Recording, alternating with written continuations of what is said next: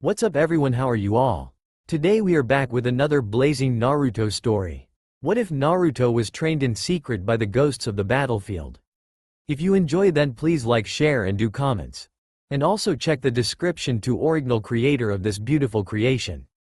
He waited. It was something he was good at. The courtyard before him was abuzz with movement, sound, color and light. Guests in great formal kimonos, elegant silk and polished jewelry spread around the courtyard. Hurried servants in the colors of their lord also moved about swiftly, trying to stay out of the way and out of sight. They carried platters of sweet meats, and piles of pastries and thin flutes of bubbling drink. A part of him was offended at their slow, clumsy movements. The clothing was all wrong for the task, the orange cloth ungainly and offensively bright. He mentally shuddered at the color. What kind of idiot wore that for work? Mentally, he plotted courses that would work better. He worked out supply routes that would be more out of sight, or methods of improving efficiency. He worked out their rotation systems and balked silently at the crudity of it, and how bad they were at keeping it. His single visible eye picked out more details he already knew. The guards were patrolling diligently, their patterns obvious and easy to decipher and avoid. So far he had picked his way past several such patrols. His progress had been almost comically easy. After all, ninja were meant to be stealthy. They were meant to be good at details. The window overlooked all of the entrances to the courtyard, and was brightly lit, a great beacon of welcome, a great centerpiece of the great castle that the daimyo occupied. At the base, a squad of elite samurai stood guard over the great oak doors to the tower. At the top, half a dozen more made sure nobody could get to the top, without being visible themselves in the glory of the light that shone from it. It was so brightly lit and so well guarded that nobody had bothered to check the small, dingy window about halfway up, which was darkened to glorify the majesty of the top of the tower. The candles nearby only existed to let people slightly know what they were doing. Any guard worth his salt could climb those stairs in the dark anyway. The flickers on the wall behind pleased him as he waited. After all, they didn't show his shadow. He ran black-gloved hands over his weapon. The crossbow was an antiquated and little-used weapon in the world at large. When opponents tended to see you before you could fire, and it being as good at close range as a caramel dagger, nobody really bothered to use it. It was also slow to reload, at second or two of downtime where a dozen shuriken and kunai could be thrown, and that was with a skilled practitioner. But it was compact, powerful, and more than capable of taking out anyone who didn't suspect it. More importantly, with a little bit of extra modification and just a touch of chakra, things could be made a little more different. His eye flicked to the grand archway that led into the courtyard. It took in the fine marble work and its foundations, working out angles and determining the best places to put explosives should he need to take it down if he wanted to use it for his mission. He flicked to the flagstones on the courtyard. Foundations, tunnels, gas attacks with smoke to disguise his movements. Surprise Doden Jutsu maybe. His mind was less a mind than a thinking engine, programmed to work out the quickest way to complete his job. And every other way possible. And the probability of success for every possibility. Kept the mind sharp. He eased his finger into the trigger grip of the bow. It was nearly time. The bell atop the tower began to toll. Bong! The chatter from the crowd became quieter as the first blow reverberated and the event began in earnest. Bong! A silence fell as they turned towards the archway. The figure in the tower pulled his long hood up over his head, hanging it at an angle so that his visible eye was left uncovered and the other kept further into the dark. Bong! The first figures emerged in the archway. The figure in the tower placed his hands together as if in prayer. Bong! The figure whispered a few syllables before taking hold of his weapon once more. The entrance party made its way around the corner. Bong! The figure brought the butt of the crossbow to his shoulder. It fit like a glove, the stock shaped to fit his figure. He slowed his breathing down as far as he could to decrease any movement. Bong! The figure shut his visible eye and prepared himself. Bong! The target became visible to the naked eye as he passed the great masonry archway. Clad in a rich robe trimmed with animal pelts, he was every inch the vision of a prince. He waved to all around him, blowing a kiss into a group of tittering ladies. Bong! The figure stopped to absorb the crowd's adulation. There was barely a whisper as the finger twitched the fire mechanism. Bong! The daimyo's son fell to the ground as the bell sounded. People looked over to see what had happened. The crossbow was swung back to hang on his back as the figure began flying through hand seals. Bong! The first guard reached the daimyo's son and saw the crossbow bolt sticking out of his chest, having pierced the armor under the robe, straight into his heart. He looked to the tower where the bolt had been fired from, the fact obvious from the angle the bolt headed. Bong! The guards in the tower moved to sweep it clear from top and bottom. The figure leapt upwards as he heard the clatter of iron boots on the stairs. Bong! Midnight struck, and the guards met in the middle of the tower. There has to be someone here. There can't be, they'd have to be invisible. Even shinobi can't do that. They must have somehow got past, locked down the castle. All the guards moved off efficiently down the stairs. As the door at the bottom slammed shut and was locked, the figure dropped silently from the ceiling, deactivating his jutsu. He walked slowly up to the tower to once again wait.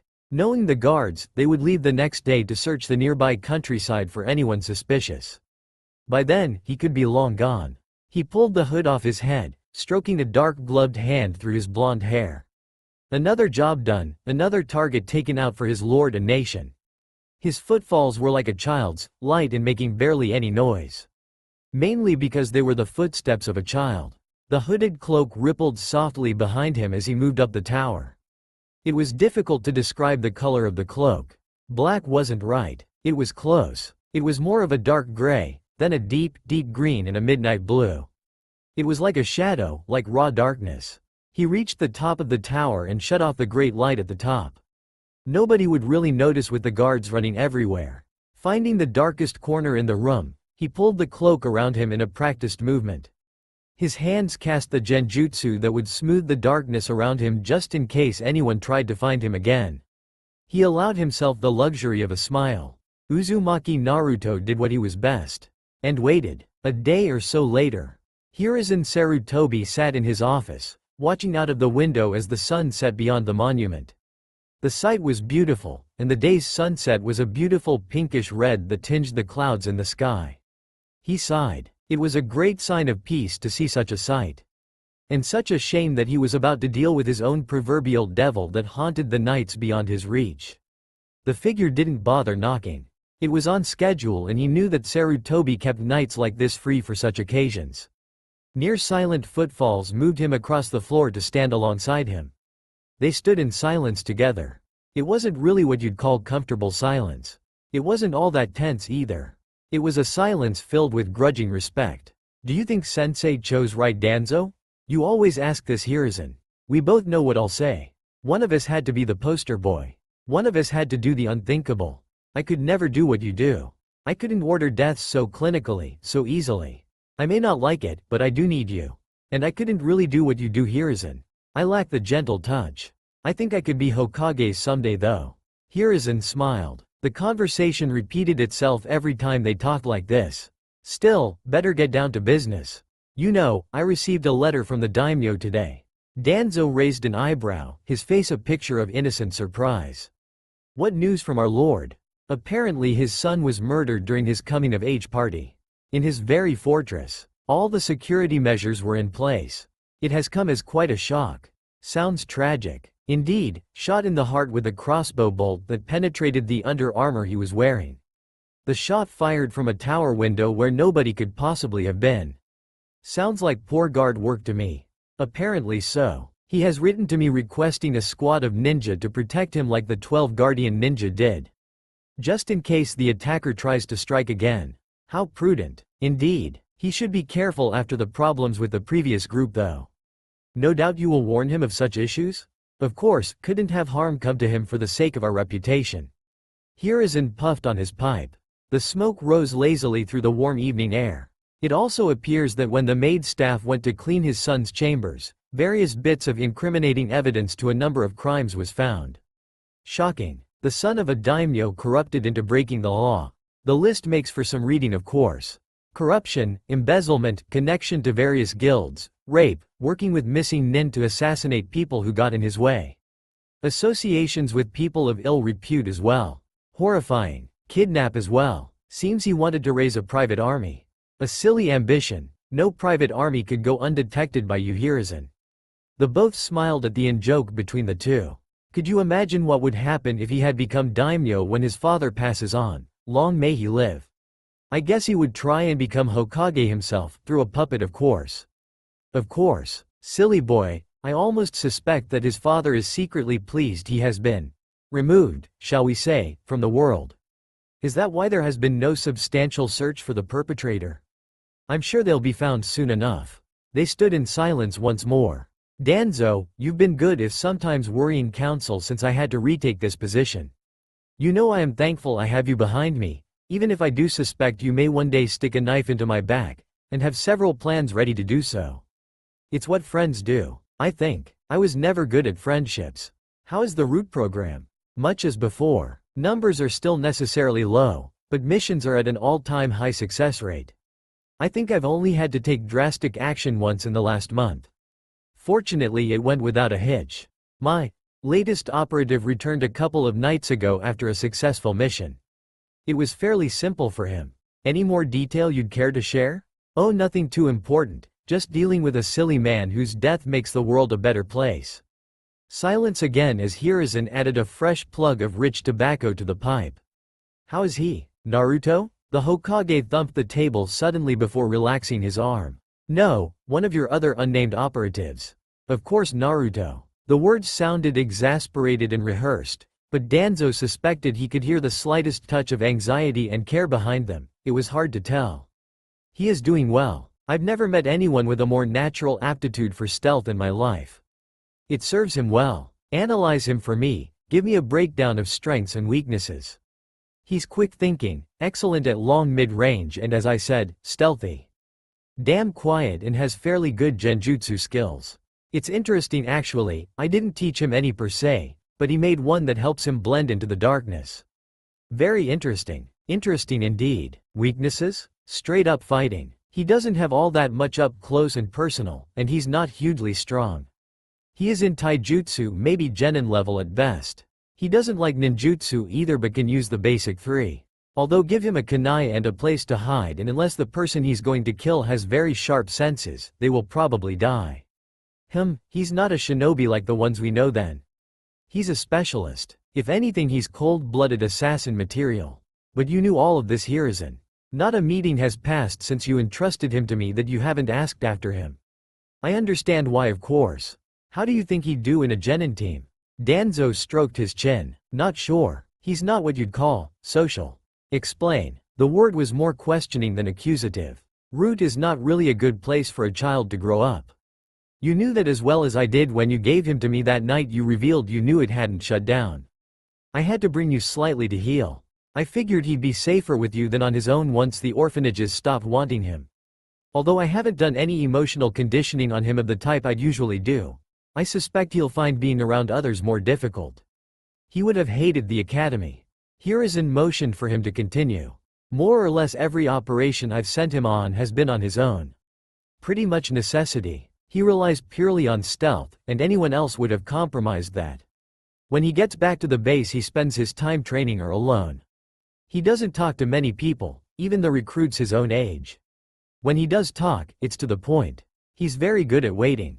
The Hokage took a folder off his desk and handed it to Danzo. The profiles of the probable graduates from this year's academy students. Arrange them into the teams you think would work best. Danzo drew a small table over from the side of the room and quickly scanned each document. Hiruzen smiled as he watched his oldest friend's mind apply itself to the problem.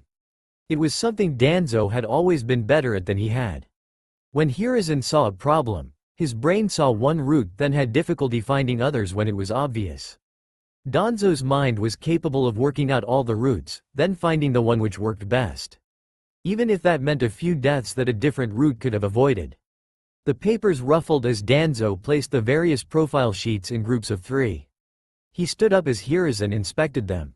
Interesting, mostly similar to the way the instructors and I felt.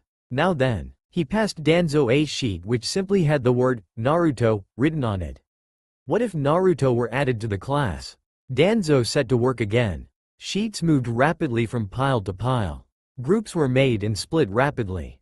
Hiruzen watched the dance of the paper carefully. Danzo straightened. It's more difficult than it should be, I'll give you that. I assume you don't mind me shoving 4 of the no-hopers into a jumbo team?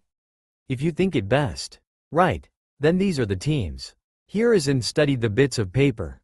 Interesting, care to offer any sort of explanation? I felt that, he shifted a few bits of paper around, would be far more optimal for his development. Danzo shrugged. Depends what risk level you want really. Putting him with the Yamanaka girl risks her going into his head and discovering things that neither of us would like to see made public. After all, forcing Inochi to mind suppress his own daughter would be bad for morale. As for the Hyuga girl, I don't think she would react well to one or two of the truths around him. Plus she's too shy. How? Please, your configuration has him with a pair of extroverts. It's clear you're trying to drag him out of his shell a little in your scheme. You read me like a book. Look, as it stands there is no proper place for Naruto to go that doesn't disrupt some team dynamic somewhere. He wouldn't fit properly with most of these kids. The Hyuga is too shy, the Inuzuka too brash, the Yamanaka too risky, the Nara would work him out too quickly, which is to say eventually. The Akamichi child doesn't fit his strategy. The Aburame kid might work, but that leaves the other teams heavily out of balance. At some stage there will be an issue with all of these teams. To be honest, one of them is going to get slightly screwed over, and it is likely to be the one with him in it. He's not a team worker. They stood in silence. There is another way we can do this, Hiruzen. And that is? Make him a one-man cell. After all, that's what he has been for so long now, and I don't think teamwork is going to be something he'll take to fast enough. I'll continue to train him, and be given more specialized missions. Such as? Tailing teams that are on higher ranked missions. If he needs to intervene, he will. If he is discovered by an enemy he'll fall back, and they'll assume he's just an ANBU. If the Konoha team discovers him, then he'll use a coded phrase like the ones Anbu used to identify himself. Hiruzen stroked his chin. He will have to be part of the regular forces. He won't be root anymore. Although I suspect I might have to change things for him if he is in a single man cell. I'll miss him. I might not look like it, but I do care for him. He is the closest thing to a son I have. Grant me one favor, which is, give him a choice about whether he wants to continue in secret or become a public ninja. He considered. Alright, where can I find him? Danzo stared out of the great glazed windows onto the spreading buildings of Konoha. Right now, he'll probably be running through the rooftops. The Hokage waited atop the tower his office stood in. He sat with his arms folded in meditation, as he focused his abilities to sense chakra. It had been far too long since he had trained this part of his skills. He waited and began to feel the world around him in the chakra. Civilians moved below like guttering candle signatures. He could feel the shinobi in the tower and around the town like fireflies moving through the light. He felt for something moving, something weak. And found it. Then it was gone. Then again, and gone. His body tensed as his mind processed what he could sense and plan. There. He moved off as quickly as slightly arthritic limbs would allow him, trying his best to focus on where the flickers of movement were coming from. He didn't follow directly. If Naruto was good, he'd know if he was being trailed. The Hokage wasn't the Hokage for no reason, and his mind soon had it worked out. There was a pattern to the movement. He followed the pattern forwards, adjusted his movements and stopped on the rooftop as the figure landed on the other side. He couldn't tell for sure, but it looked distinctly surprised to find him waiting there. He marveled at the way the small stature blended into the shadows on top of the building. The hood was completely up and the face was hidden inside the darkness of the hood. He caught the slight ripple of the cloak behind in the breeze. How did you know, Hokage-sama?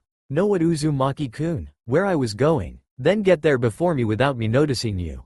He smiled. I'm the Hokage, give me some credit. First off, I can sense chakra. I must say you're very good at concealing your chakra signature given what you contain. The figure seemed to shrug. It was difficult to tell given he was barely visible in the dark.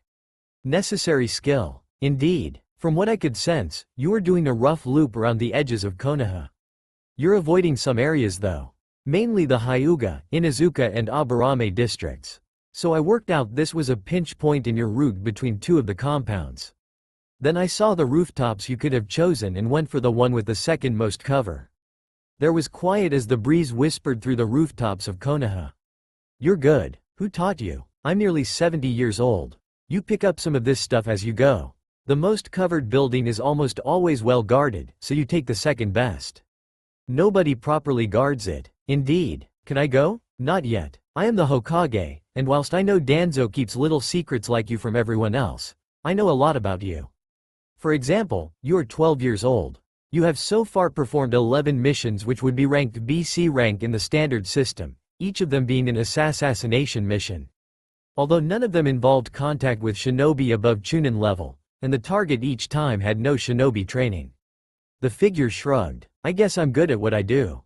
Specialism in long range, ambush and stealth. What kind of idiot charges in blindly? There was silence again as Hiruzen contemplated the question. A dead one. It wasn't immediately obvious, but he could have sworn the figure smiled. He just couldn't pierce the darkness under the hood with his gaze. Can I go now? I have an offer for you. Not a mission? The tone sounded disappointed. I'll be plain. As it stands, you are very good at what you do. But you lack several things that I think you'll want in future that you can only really have when you're young. Such as? Now it was confused. Friends? Free time? The feeling of the sun and wind on your face? I know of these things, but do I truly need them? As it stands, you will spend your whole life in the darkness. I want you to spend some of it in the light. The figure moved slightly forwards out of the darkness. The bottom of the face under the hood was only just visible in the half-light and shadow across it. The mouth was expressionless, but the whisker marks were there. Oh, the whisker marks, he'd forgotten about those. Just like when I took him from the orphanage and left him in Danzo's care. I should have done more in his life. So you offer me the chance to gain things I have not yet had? Yes. I've never found feelings to be that useful on missions. They mess up my breathing pattern when I'm aiming and distract me. Will they make me better? Hiruzen shrugged. It's your choice, but I'd rather you took it, Naruto-kun. You can always return to your old ways if you don't like it. What do you say? There was a long pause. The cloaked figure moved into a ray of light that shone from the full moon that had risen over Konoha. The moon shadow behind him swayed in the breeze as he pushed the hood back behind his head. Blonde hair, cropped short but still somehow spiky, adorned his head. The face was almost entirely emotionless, the lips a thin flat line under his nose. Hiruzen sighed as he took the image in. The eyes, of course the eyes as well. Well, the single eye he could see. In the silver moonlight, one eye was a pool of cerulean blue that shimmered like a sapphire in the light. The other eye was covered by a strip of black cloth much like the one Kakashi wore. He wondered what was under it briefly. I accept. Do I go to the academy for their graduation tomorrow? Not exactly. You won't be in a traditional team as such. With your skill set, putting you into the normal genin mold won't work. As such, you'll be shadowing the genin teams as they go on missions. Intervening as you see fit. Eventually the teams will be informed of your presence and you can interact as much as you want to. Report to the mission room at midday in 2 days. Try not to be spotted. The figure smiled. I will be there, if you can spot me. He stepped back into the darkness on the building and pulled the hood back over his head. May I go now? Yes. It's been nice to see you again, Naruto-kun, or at least one of your shadow clones. How did you know? I've pulled the shadow clone replacement trick so many times I can recognize it very fast, young Naruto. So go on and dispel to relay your conversation with the actual you. He suspected the figure nodded before it was gone again. A patch of shadowy darkness moving from roof to roof to find a better place to dispel. His brain churned as it thought about the encounter. Was he really doing the right thing? What would Minato think of his actions? He sat on the roof and looked up towards the moon. Well, Minato-kun, I hope I have. I really do. Hopefully he'll become great like you were. He sat in the mission room as the remainder of the desk Chunin left the room after finishing their scribing and recording of the day's events. His eyes were fixed on the clock that hung on the far wall above the entrance. The steady tick of the clock came with the second hand inexorably climbing towards the 12. It reached midday and kept going, as time is wont to do. Hiruzen waited a few seconds as he reached out his senses into the room. He smiled. Come out, Naruto-kun. Naruto dropped lightly from the rafters of the high ceiling and landed before him. Hokage-sama, how long have you been there? Since the briefing 2 nights ago. I can wait. Hiruzen silently marveled at the patience of the boy before him. Anbu specialists had been known to hold a position silently for hours. Jiraiya had boasted a week to him when they met up, but he was an expert spymaster. Nobody looked? It's amazing how many people don't look at the ceiling, Hokage-sama. And if they had? I had a light genjutsu up. Not so much to disguise me but enough to make them not notice me, or at least not want to." He nodded. His eyes took in the appearance of the young man. He was still wearing the cloak, although it was now a blotched brown. He realized it was blending with the background as he saw it. A strap crossed his chest, the vague shape of a crossbow on his back. A strap for another weapon was also there. "Interesting. Your first task is to shadow a team as they take part in their Jonin-sensei's exam. It's out on Training Ground 7. Come back with a verbal report of what you see." "Hi." Naruto walked up the walls and left via a roof window. Hiruzen smiled as he brought out his pipe with deft, practiced movements at odds with the arthritis that had been building in his fingers. "This way I should get to hear whether Kakashi has passed this team before he comes to report. And I'll know if I can collect my winnings." He puffed gently on the pipe and relaxed. With the missions handed out, he could afford an hour or two's gentle relaxation before the paperwork started to come back in. Naruto moved quickly from rooftop to rooftop. Civilians barely looked up, and other ninja only used the rooftops if they were in a hurry. That meant they weren't paying attention, and Naruto could hide away without being spotted with ease. He approached the training grounds and took to the heavy woods that were around Ground 7 to survey the test as it took place. He got to a high branch, lay down on it, pulled the cloak over him as it took on the appearance of the leaves, and closed his visible eye and whispered. "Byakugan." The world became grayscale and bigger. It is difficult to describe what is nearly 360-degree vision with any kind of accuracy because a human mind not used to it. And the brain doesn't expect its cone of vision to suddenly become different. It gets even worse when you try to marry it with normal human vision, hence keeping his normally closed. He focused the gaze mentally.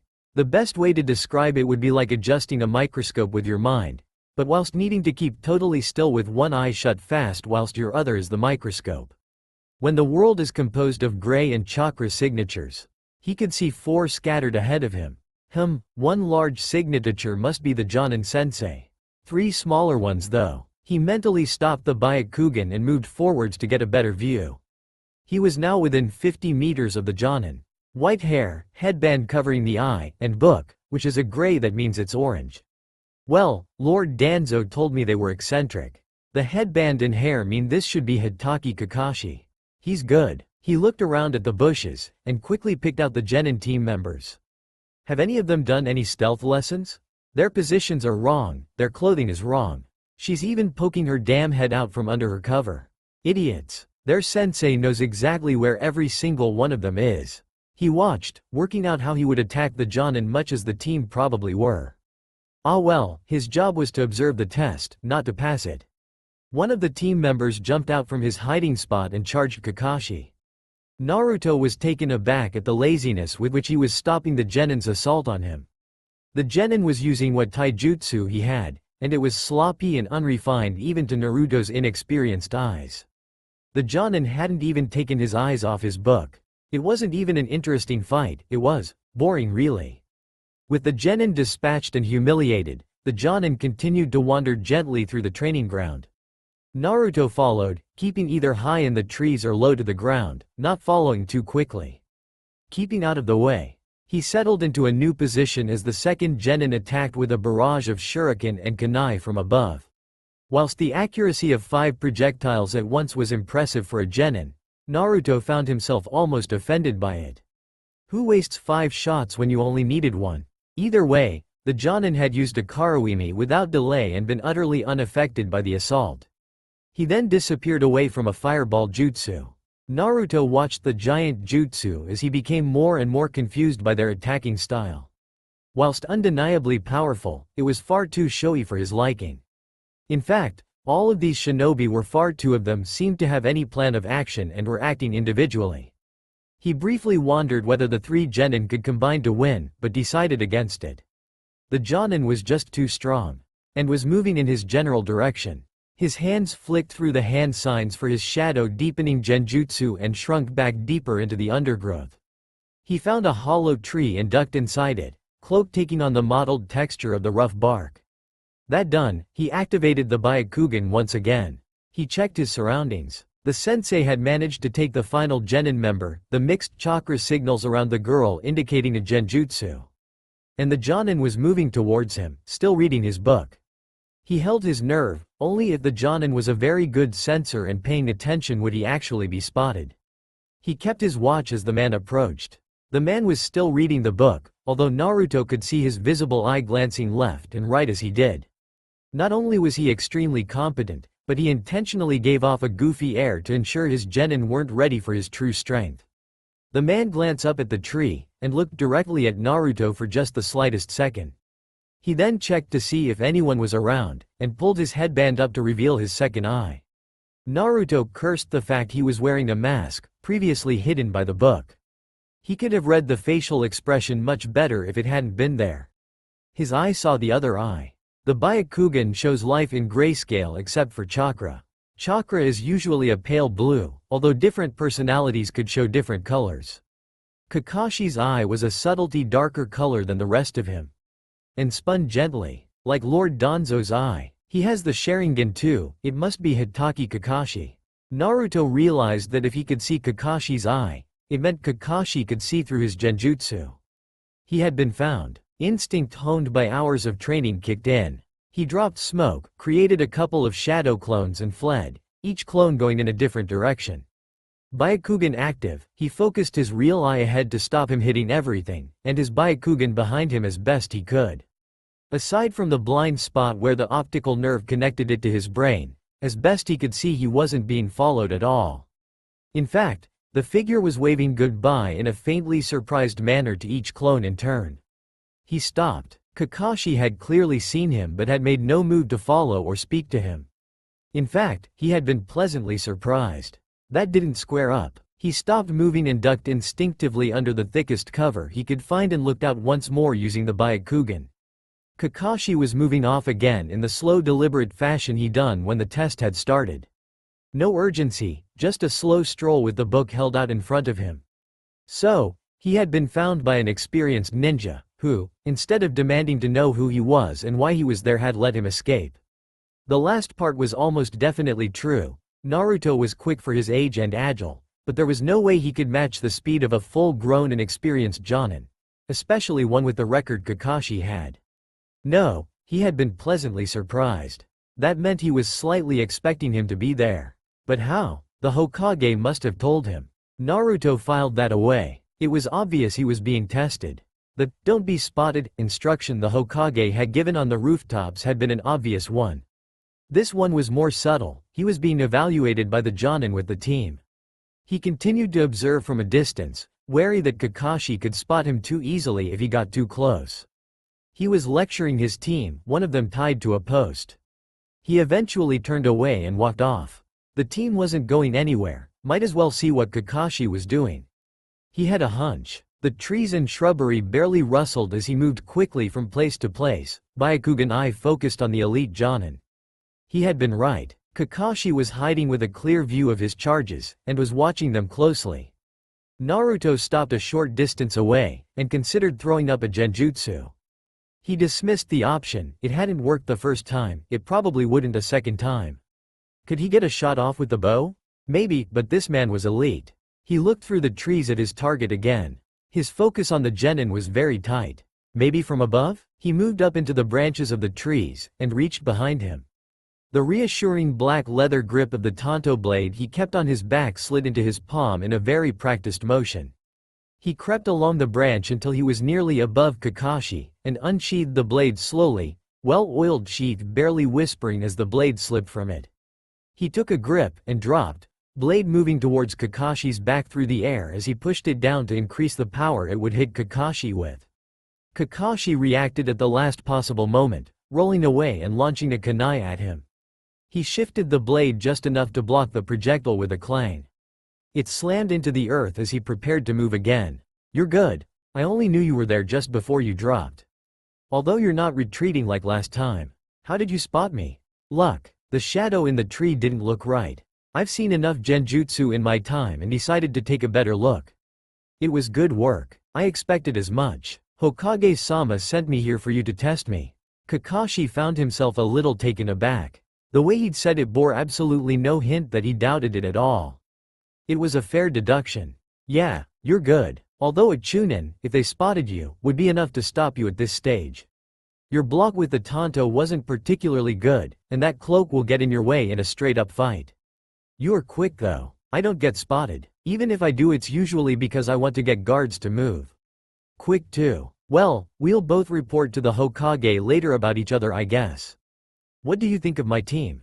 Too brash. No stealth at all. No dress sense either. Kakashi shrugged. Well, I have to pass them. They seem to have finally worked out to work as a team. Quite rare. Ya nay. He disappeared to pass the team. Naruto moved off back towards the briefing room to wait again. It should only take a couple of hours, and he could wait. Hiruzen stood in his office as he watched the clock slowly tick towards 5. That was the deadline for Jonin-sensei to report back to him. It was also the deadline for all other missions to report to him. So far he had only 2 appointments outstanding. One was several hours late, and the other was probably waiting somewhere to let all appointments finish. With 5 seconds to go before the second hand ticked its way to him being too late, Kakashi walked through the door. Sorry I'm late. I walked past the Inuzuka compound on my way here and had to help retrieve a dozen stray dogs. Of course you did. Given the time, let's skip straight to business. Kakashi. Another failure of a team? He could have sworn there was a smirk under that mask. Pass. Although only just. Amazing. Skill evaluation? The Uchiha is the most advanced of them, although that would be expected. The other 2 are civilian-born. They'll have to be taught how to do things properly. They could be good though, if they can gel together properly. And the actual skill evaluation? Not while he's in the room unannounced. How did you know that? I can see the signs. That, and you have a bit of paper on your desk with the words, "They passed," on it. He is very good, isn't he? He is. Come down, Naruto. In the darkest corner of the room, a roof beam was briefly wreathed in smoke and was replaced with Naruto. I know you like hiding, but if anyone else had found you, you would be dead. Anbu don't take kindly to assassins. Still, a henge and additional shadows. Very neat. Even if they looked at you directly, they still might not notice. Naruto merely shrugged. Kakashi? He's good, quiet and elusive. I only really found him by accident and needed the Sharingan to confirm it. That good? Some issues. He's a little too formulaic. No personal touches, just a basic flowchart approach to stealth. It works, it's a good strategy. But if someone works him out, he'd be in trouble. Good. Any comments, Naruto? Naruto shook his head. Any report on your mission? The genin have no stealth skills and are too direct. The sensei is a pervert, based on my research on the book he is reading, who despite appearances is very quick and clever. I'd expect nothing less from his reputation. Not all of us are stealth specialists, Naruto. My genin teams looks to be more in the role of an assault group. That got a shrug. Can I go? You are dismissed. I've given you an apartment in the city. Talk to people if you want to. I'll send someone to call for you when I have a mission for you. Naruto nodded, walked up the wall and headed out to the roofs off Konoha as the sunset began blurring over the sky. Not one to mix words, is he? He makes you look like a loudmouth, Kakashi. True enough. What do you have in mind for him long term? Probably Anbu Black Ops. He needs a little bit more training and to learn more about people. I'm going to have him trail teams when they start doing higher ranked missions, then let him decide where to go. Kakashi shrugged and made to leave. Kakashi. He turned around. You have a difficult team. It's the only team we force, the best and the worst. Be careful with them, and don't bias yourself. I'll try, Hokage-sama. A couple of weeks later, Naruto moved through the trees behind the team he was shadowing. This team was going to be a pain to stay behind. He sniffed himself and made a mental note to properly wash later. The smell was beginning to get up his nose unpleasantly. He would endure it for the mission. The girl of the team was a Hyuga. That alone made him wary. When he had received his Byakugan several years before, he had been warned that the clan would likely want to murder him if they saw the eye. That was because it meant that a main house Hyuga had had the eyes ripped out of their face whilst they were still alive, preventing the Hyuga seal from killing off the eyes. That alone made it nearly impossible. The second was because the Hyuga fighting style was incredibly well suited to killing people. Jukin strikes, difficult to pull off but deadly if managed, were able to disable a person's body inch by inch. The fact she would be able to spot him through any genjutsu and see his chakra meant hiding from her was difficult. He had to hope his eyes had better range than hers did and that she didn't spot him. Usually, he'd just try and stay in the blind spot of the Byakugan, but that too had held difficulties. One of the group was an Inuzuka and had a dog with him. Naruto wasn't a fan of dogs. They were big, they were noisy, and they had a cunning intelligence seemingly tailor-made to root out assassins. Like him, so to avoid being seen, he had to make himself smell like the forest. Which had involved breaking open some pine cones and daubing the stuff onto his skin. The smell was unpleasant, although less unpleasant than getting a knife stuck into him. Again, the final member was an Aburame. That meant bugs. He vaguely recalled meeting one of his former master's high operatives, an Aburame whose name he couldn't recall at that moment. It was an irrelevant detail for now. Bugs would be attracted to the pine smell, so he had thrown up a small genjutsu to confuse them enough to leave him alone. Of course, the bugs would be confused enough that there was an apparent blank where should be a tree, but it would take longer for the bug user to work that out. Then he would drop back out of range. The sensei didn't appear to be a censor, although he remained suspicious of her. She dressed weirdly. Almost all of the shinobi seemed to have distinctive traits. The team was taking a scroll to the border with Suna, an ally of Konoha's. Or something like that. He hadn't really paid attention to it. He was just going to follow the team, kill anything he needed to, then get back to the apartment he had been given, for want of a better place to be. The root barracks wasn't allowed, now that he was a full shinobi of Konoha. He had slung the metal plate across his back, where he could reach it if needed and otherwise completely out of the way and where it could give off no reflections. Even if the cloak went, he had dutifully removed the shine from the metal and blackened it to lower the chance of it giving him away. As far as he was aware, no one in the block knew he was actually resident in the apartment. He only really moved when they were asleep or it was dark, and was very, very quiet. It was comfortable and bigger than his old barrack room, and had a lot more light in it. He had immediately modified it to his specifications. The blinds were drawn, allowing only half light into the room. Every moving hinge had been oiled to kill off any noise, and various floorboards were now nightingale-trapped. Simply put, anyone who wanted to come in could be killed very, very quickly. He turned his thoughts away from the apartment and back to the mission. He moved to a high branch and continued to watch. The team had stopped for a quick break, possibly running ahead of schedule as far as he could deduce. They weren't tired. In fact, the dog user seemed full of energy and excitement, his teammates more reserved. The sensei looked relaxed. He studied the girl more closely. The black and white Byakugan vision wasn't particularly good at assessing appearance, but Naruto could read body language. And lips. Reserved, shy, no big movements. Uses full honorifics as well, seems nervous but excited. His gaze moved to the dog user, who was bounding around with his canine partner as he talked. Brash, loud, too loud, offensively loud, I can hear him from here. Quite fast, very extrovert. All big movements. Keeps looking at the girl and smiling. His eyes caught the sensei. Telling him off. Authoritarian but doesn't look comfortable. Similar to the Hyuga girl. Not used to this. Defensive posture, possibly her fighting style, lack of weapons around. Nin or Genjutsu specialist. Clothing suggests possibly the latter. Kurenai Yuahi. Confirm with eye color. The Aburame he gave only a sparing glance before he realized he was getting nothing off him other than the fact he was the most proper ninja out there. Quiet, glasses could be more optimized though. No discernible body language and his back is turned. Looking back, should be cautious of him. The bug user didn't seem to say anything, and the team was soon moving off again, moving at a 50% pace to reach the border river. He continued following, mentally preparing himself for any conflict that might occur. An attack was unlikely, but still, it always served to be prepared. As he moved to a better position, he slid the crossbow off his back and slipped a bolt into the firing mechanism. He had studied the maps for the mission briefly. The word river was a stretch, it was little more than a stream. But it served as a boundary, so it had to be a little more grandiose than stream. The Konoha team was now waiting. He suspected that this mission was a C rank only because the document was slightly important, and more to just give them experience of field work. Staying behind them, Naruto shifted himself onto a tree branch, throwing his cloak over himself to keep hidden, readied the bow, and waited. It took only 15 minutes for the Suna delegation to arrive. By that time, the Inuzuka had got bored, the Hyuga nervous, the sensei annoyed. For Naruto, it had barely been any time at all, his crossbow aimed in the general direction of the crossing. The Suna team was fairly nondescript. Their sensei looked bored as the team made it to their side of the stream, where the vegetation was sparser and shrub-like. Byakugan deactivated for the moment, Naruto began to assess the Suna team. Nothing unique looking, clothing suited to desert wear.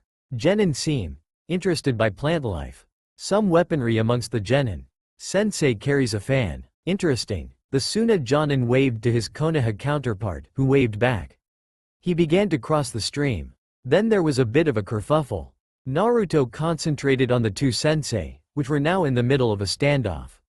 He read the lips to see what the conversation was. Aren't you supposed to disarm before you cross the borderline?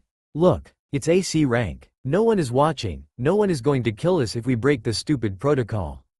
Can I just have the scroll so I can get this bunch of bedwetters home? You haven't even identified yourself. You and your charges carry weapons into Konoha territory, and whilst we are allies, this is an affrontment. I know it's AC rank, but you should be setting an example for the genin. Look bitch, I didn't ask for this. Tough. Back off, provide ID or I will take measures against you. That made things interesting. Naruto turned on the Byakugan to check the chakra signatures. The Konoha team was fine, as were the visible teams, genin lining up loosely behind their sensei warily. It was the second group of signatures that really made Naruto look again. There were 4 of them, hiding in the earth off to one side. In the earth, Doden Jutsu. Another Suna team? Unlikely, the Suna sensei is rude, but only that. Naruto thought quickly as he had been taught as his head ran through a number of plans. He narrowed down the options to the ones he could do, then the ones he liked. Within a second of spotting the hidden team, the crossbow was aimed straight at the largest signature, whose chakra was building slowly. Likely the team leader. He saw with his normal eye the Suna Jonin reach out and push Kurenai. Then it began. The earth jutsu whipped across the stream at Kurenai, who moved very quickly to avoid it. Kiba leapt forwards, suspecting one of the Suna team to be responsible, only to be knocked back by the Suna Jonin. Then the other ninja rose from the bushes. From Hinata's viewpoint, she could see Kiba sprawling back as the Suna Jonin started shouting that none of his team knew that jutsu. Then her Byakugan caught the offenders, who were leaping out to engage the surprised teams. Then a crossbow bolt slammed through the eye socket of one of the team, and he fell face first into the stream, bloody water splashing up around him. A second bolt clipped the leg of another of the new arrivals, sending him tumbling to the ground. By this point, the Suna Jonin had engaged another, and her sensei was flying through hand signs as the final member of the party made straight for her. She shook as she prepared herself to fight, Shino moving in behind her as they had trained for, as a final crossbow bolt slammed into the man's heart. He fell, oozing blood onto the sand. A moment later the final member of the ambush was caught in a genjutsu and blindsided by the heavy fan. His torso crumpled in a way that suggested he wouldn't be getting up. She searched the surroundings for the crossbow wielder. There was someone moving away very fast. They were hooded and their chakra was heavily suppressed. But they were holding a crossbow in one hand and a Konoha headband in the other as they moved away. There was something wrong with their chakra. Heavily wrong, and devastatingly familiar. The Suna and Konoha teams regrouped. The Suna Jonin put his fan away. That was an unexpected bonus. Now, let's see whose these people are. He dragged the only living member of the ambush team up by his vest. The man was clutching his leg where the bolt had clipped him. Ooh, Iwa, what brings you out here? Fuck you. Kurenai joined the interrogation. Name, rank, serial number. Fuck you. Uber Cage. 011011000, 0110111, 011011000, 0001101, 0001010, 0001101, 0001010. She slapped him and turned to her counterpart. Hold him still. I think I can make him talk. She flew through hand signs as she called the genin over. Let me show you a nice little genjutsu that I find useful in situations where you have to deal with a smartass. Hinata, pay attention, you have Kiba to deal with. He pouted as she blushed and meeped. Demonic illusion. Vision of nightmare. A second later, the man began screaming, trying to break the hold of the Suna Jonin, who smiled. Damn, he doesn't like that, does he? He shouldn't. Right now he's dying a number of interesting ways. Well, he thinks he is. He can't even break it. She deactivated the genjutsu. Care to talk now? I hear Ibiki-san back in Konoha like stubborn ones. They give much more entertainment. Yuziko Teo, Chunin, is 78,432. Wasn't that easy? Why were you here? B rank, capture the documents for the case cage regarding security protocol for the CH. He started screaming as Kurenai reasserted control. Hold your tongue till you return to Konoha. I think I know what you were about to say. Hinata, seal his chakra as best you can. Shino, drain him to a safe amount. Hi. She knocked the unfortunate man out, and turned to her Suna counterpart and passed over the scroll. The man shot her a cheeky smile. What, no protocol? I think it's broken enough. Damn, you're more fun than I thought. Care to come out to Suna sometime? The implication was obvious. No thank you, I'm a professional. I have a job to finish, so I bid you farewell. Good thing you had the backup hidden away. Thank them for me. Kurenai didn't miss a beat. I will. She walked away at a brisk pace, the unconscious Chunin draped over her shoulder in an unladylike fashion. Her team scrambled to follow. Kiba, stay quiet until we are at least 10 minutes away. He shut his mouth. She hadn't even looked. The minutes were tense for the team as they made their way back towards Konoha, a day's light travel at best. Kiba snapped. We had backup? Shino was the one to reply. No, we would have been told about such backup, it being logical. I cannot think of any reason why we would have unexplained backup. Hinata swallowed. K. Kurenai-sensei, Yes, Hinata-chan? Don't be afraid. I looked for the shooter after the engagement ended. I saw a figure, a bit shorter than Kiba, carrying a crossbow with a leaf head. Kurenai added that to her list of oddities. A crossbow using ninja shadowing a genin team on an otherwise trivial mission. Is this the person Kakashi mentioned over drinks a while back? She halted her team. All of you scan the surrounding area as best you can and tell me what you can find. Shino, I guess you've already done this? He nodded as Kiba and Akamaru began sniffing and Hinata looked everywhere. There is nothing outstanding nearby, although it feels like something is out there. Something is confusing my bugs slightly behind us.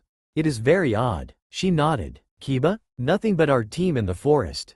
Oh, and I think the Iwa guy wet himself. Thank you, Kiba. I was trying not to notice that little fact. Hinata? He's about 500 meters away from us, back the way we came. His chakra is odd. He's moving back out of my range. Kiba started running backwards, but Shino stopped him. Shino, come on, we can find this guy easy. It would be illogical to fight another leaf shinobi. We have a captive and he is our main mission priority.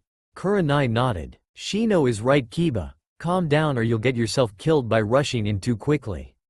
Remember the graduation test? My little genjutsu? Kiba shivered, the horror of the genjutsu fresh in his mind. Try and move off again and I'll reapply it. And this time the dress will be pink. That shut him up. Some distance away, Naruto moved slowly back into sight range of the team.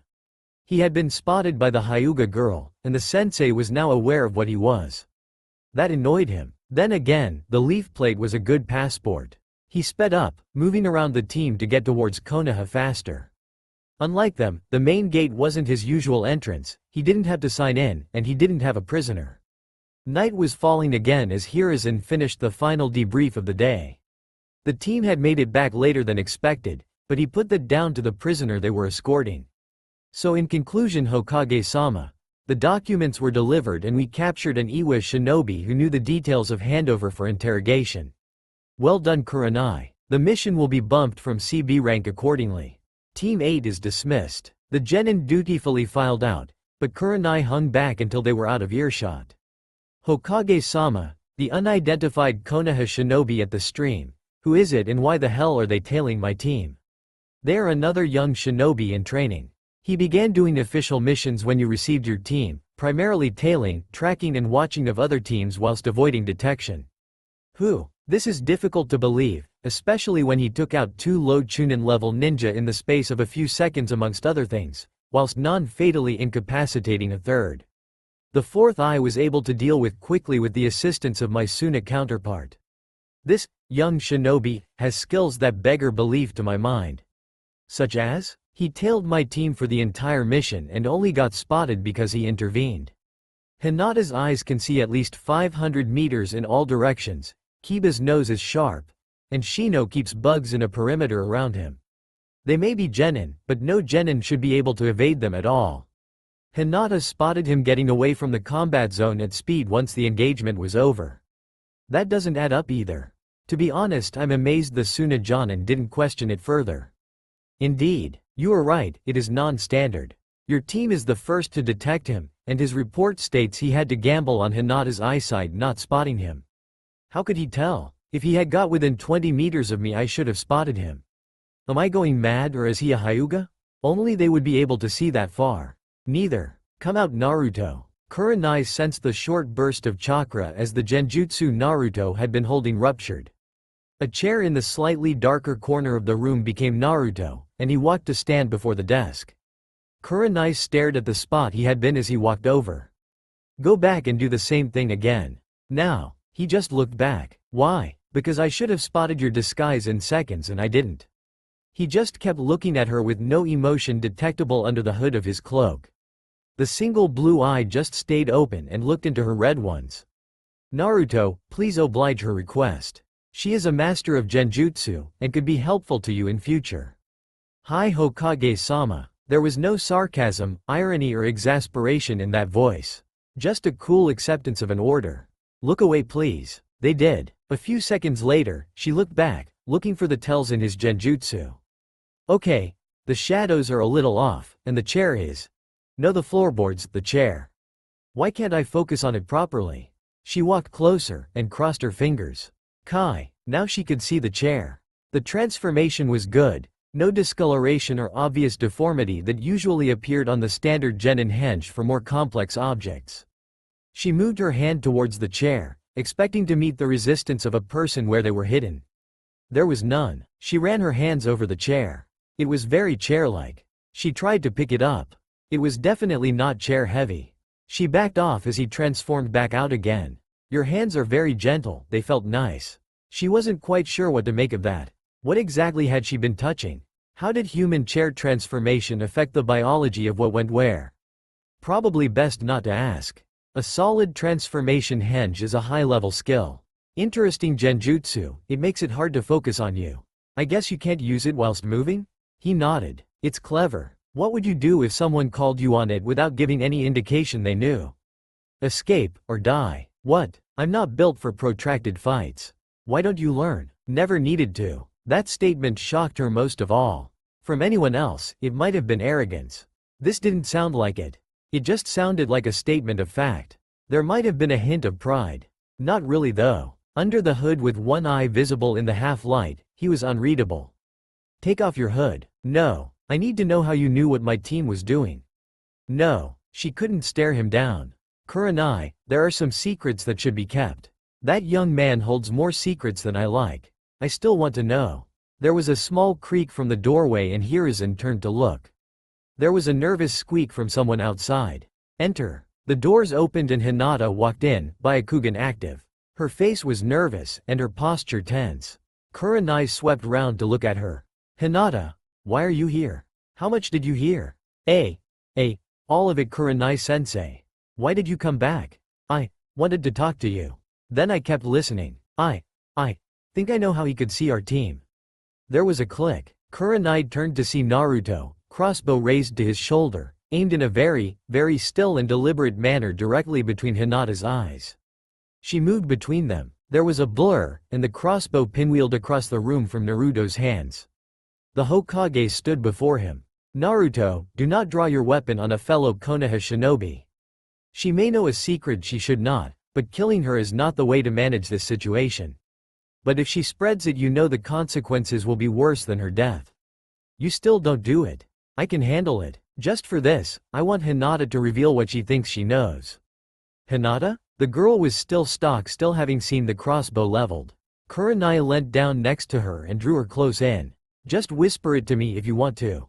She did so, slowly and trembling, just about getting the last syllable out before she passed out, the situation becoming too much. Kurenai leant her up against the desk, marched towards Naruto and pushed the hood back. The strip of fabric he had tied across the only made the single defiant eye that stared back even more imposing. Show me, do you have a Byakugan? He pulled back the fabric to reveal it. The sight was off-putting, one eye pearly white and the other azure blue. After a brief second, he pulled the fabric back over it. Happy? Satisfied. Not happy you drew a weapon on my student. Harm her and you die. You will not hide from me. Fine. Kurenai drew back and mentally calmed herself. Hokage-sama, what do we do about Hinata? If she learns her suspicion is correct, she will be duty-bound to see him hunted down by her clan for having one of their eyes. It means a main house member had it taken from them. It will not sit well. Agreed. However skilled the Yamanaka are, they cannot force her to forget. You must swear her to silence on the matter, and hope her clan does not learn of it. I think the fact she wouldn't want him to die will keep the secret safe. She's not the vengeful type. The Hokage nodded and turned back to Naruto, who was standing still as he waited. Anything to add, Naruto? No, Hokage-sama. You could apologize? She is unconscious. It would be pointless. Then ask Kurenai to pass it on. Hiruzen smiled as it took Naruto slightly longer to act than it should have done. Naruto was now looking at Hinata's peaceful form, and he thought there was just a hint that he felt some sort of emotional response to it. Kurenai-san, please pass on my apology to Hinata? The way he said it sounded like a child using a new word for the first time. The inflection made the word apology sound like a question more than a statement. It almost made him chuckle. I will, Naruto. If you'll excuse me, Hokage-sama. She left, cradling the sleeping Hinata in her arms as she made to take her home. Hiruzen turned to Naruto. Now for you. You intervened in a mission, explain. I was in a better position to eliminate the threats. The two genin teams were not paying attention to their surroundings, and I suspect I saved the lives of some of them. I was only detected as I fell back, and as the team was occupied knew I could make good the escape. Hiruzen nodded. Saving genin was important, even if it did seem odd to sacrifice an elite ninja for a rookie one. He'd seen enough promising candidates die on the field because a jonin didn't care. Well, that team was always going to be difficult to avoid detection. You did well. However, draw a weapon on another of your fellow shinobi again and it will be your arm instead of your bow. Understood? Hi, can I go? How do you feel about Hinata? There was a pause. I don't feel anything, although I would have preferred not to upset her. It was unnecessary. So you do feel sorry? If that is what sorry is. Embrace the feeling, Naruto. When Kurenai examined your genjutsu, did you feel anything about it? Her assessment of my skills was filled with praise. Is that good? If it was correct, which I feel it was. So you are pleased with the result? Yes. Happy? Proud? If that is what they are. I've only ever felt the feeling when I have successfully completed a mission. Embrace that as well, Naruto. Emotion is what makes us human as well as shinobi. I will try. May I go now? You may. He puffed on his pipe as Naruto went out through a high window into the dark. He was startled by the fact he had been prepared to kill Hinata to keep the secret. The fact was, eventually news about Naruto was going to spread amongst the teams. He couldn't avoid detection forever. Naruto slid in through his perpetually open window to his home. The house was chilly, the fall of night cooling the air so that his breath slightly misted as he breathed. There were no lights on, no indication he was in. He surveyed his apartment again. A small room, an all-in-one kitchen, living room and bedroom, with a bathroom tucked neatly into a corner. He sat on the bed, the sheets still made from when whoever had got the apartment ready for arrivals still made neatly. He didn't sleep on the bed, he didn't really need to. Still, sitting on the firm mattress was preferable to the floor for a few hours. He shut his eyes and folded his arms as he considered the words of the Hokage again. Was he happy that his henge and genjutsu were judged well by a fellow shinobi? Certainly it was vindication of his skills, and although not nearly as potent, it was similar to how he felt when a well-laid plan came to fruition, usually in the form of a crossbow bolt to the cranium. He considered his life in a logical fashion, using the time en route as a datum. Upsides. More time outdoors, more mission freedom, justification of skills by superiors, net wealth gain in apartment and mission fees. Discovery of new things. New avenue of interest to explore in learning to map experience to emotion more logically. Downsides. People everywhere. Peers, illogical and loud. Lack of training by Lord Danzo. That last thought caught him unawares. Certainly not having a sensei, and sharpening the skills he already had was gratifying, and he was learning much about the other forces Konoha had to offer. But still, why did he feel the pressing need to talk to his former master? Maybe he could. He hadn't been explicitly forbidden after all. The whispering sound of his cloak was the only noise as he left the apartment in search of answers. The wall was fairly easy to get around. It could be walked over, moved under using any number of the tunnels he knew, in some cases even walked through. Out into the country, he took the long winding route designed to throw off pursuers, even though his Byakugan told him none were present. He found the hidden entrance and performed his knock. A hatchway opened, and he slipped inside. The guard didn't need to look at him, and gave a brief nod to him as he walked past. Each route member had a unique knocking code that identified them to the entrance guard. The guard knew every knock. He moved down the long shadowy corridors as if he had never left, the twisting tunnels confusing to anyone but someone who knew the layout. A fair portion of recruits simply didn't make it as they became lost in the labyrinthine structure. The genjutsu up on parts of it didn't help people either. He found the door and did his knock again. Enter. It was as if he had never left. The door opened and he walked inside before kneeling. Lord Danzo. Naruto. I can't say I haven't been expecting a visit from you. I wonder if you can tell me why? You may stand. You're not technically part of Root anymore. Naruto was quiet for a moment. I was meditating on the events of previous weeks, and the missions I have undertaken under the Hokage as you taught me to do for all my missions. Anything that required your skills? Just the one. Ambushed by an Iwa team, killed 3, and left 1 for interrogation. Then there were problems. I was spotted by the Hyuga on the team. Ah, young Hinata. Shy girl. She must have discovered your eye. Yes. It happened within sight of the Hokage and her sensei, so she is bound by trust. That is unfortunate. Have you got a cover story prepared? Yes. I hope the issue does not arise again and just have to avoid using the eye when I am trailing a team with a Hyuga. A wise choice. Continue with where you were going. I was considering the pros and cons of my current situation, and one of the downsides I found was that I wasn't being trained by you. Or anyone for that matter. I should have a teacher, as I still have skills to learn. I don't know why I thought it should be you, given I am no longer Root, and you cannot be seen to be training me. It is illogical, yet I cannot shake the thought. Danzo's face remained impassive, and looked Naruto in the eye with his own.